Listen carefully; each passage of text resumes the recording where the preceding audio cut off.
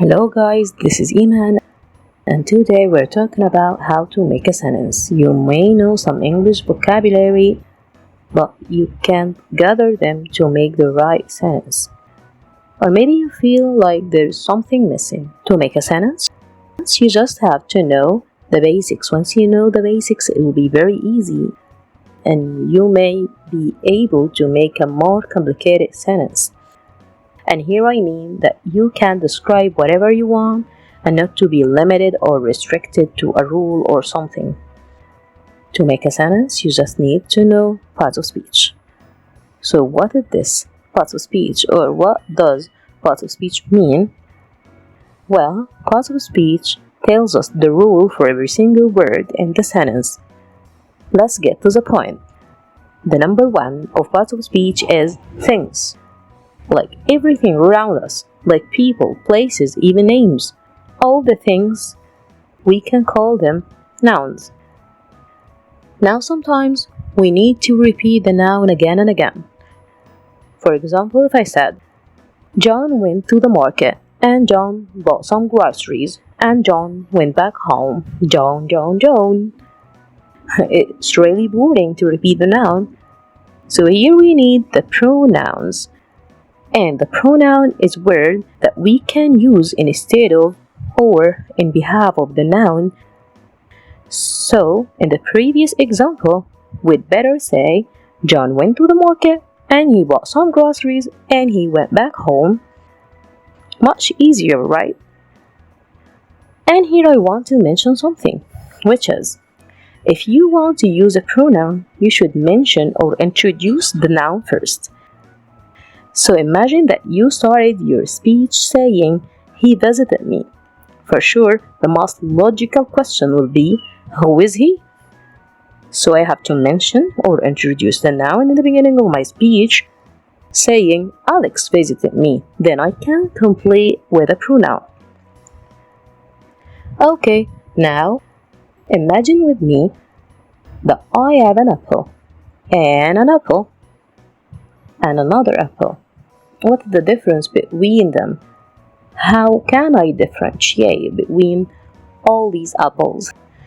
Here, I need to add a description to each apple, which we can call it an adjective. And this is the third part of speech. And look with me at the word an adjective. It's something we add to the noun to describe it or clarify it, and it always comes before the noun. For example, a big apple or a green apple. Okay, now we have nouns and we have pronouns. We can describe them using adjectives, but then what? These nouns and pronouns, what are they going to do? They are supposed to make an action, and that takes us to the fourth part of speech, which is verbs. And we have two types of verbs. Verbs of action like run, walk, drink, play, and verbs of state, or we can call them stative verbs like love, hate, think, etc. and verb to be for sure. Now let's go to the next part of speech, which is the adverbs. From its name, you can guess that it's something we add to the verb so that it will clarify it or explain the way of doing the verb. For example, she walked slowly. So the word slowly explains the way she walked. But you know what? Adverbs do not only clarify verbs, but they can also clarify adjectives or even other adverbs. Example, my bag is so expensive. Here the word so tells us how expensive is my bag. Another example, he is playing the guitar very loudly. You can see that the word very is an adverb that describes another adverb, which is loudly. Number 6 in parts of speech is prepositions. And these are some words that we can use to tell about time, location, or maybe transportations. Sometimes we can also use them to express a behavior of a person. Examples: our English class will start at 6 o'clock. We are in the class. I'm on the bus. He's crazy about his girlfriend. And if I want to connect two sentences to phrases or even to words, I'll need a conjunction, and this is the seventh part of a speech.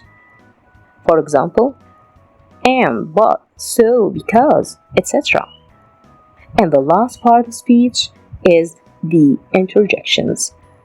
And these are some expressions that we use to express a strong feeling or an emotion. For example, wow, ouch, yucky, yummy, and so on. Now the only thing remains is to know how can we put these parts of speech together to make your sentence. The simplest and the smallest sentence in English can contain a subject and a verb. So I can say, I ate. It's a complete sentence. Now I may need to add an object, so I can say, I ate an apple. Now maybe I want to describe this apple, saying it was delicious. So my sentence will be, I ate a delicious apple. And the same for the rest parts of speech. We can add whatever we want according to the meaning that we want to tell. I want you to practice the topic that we have learned today through making a lot of sentences, trying to connect the parts of speech together. And don't forget, practice makes perfect. And that's it for today. If you like the video, don't forget to subscribe, like, share with your friends, leave a comment, and follow for more. Bye!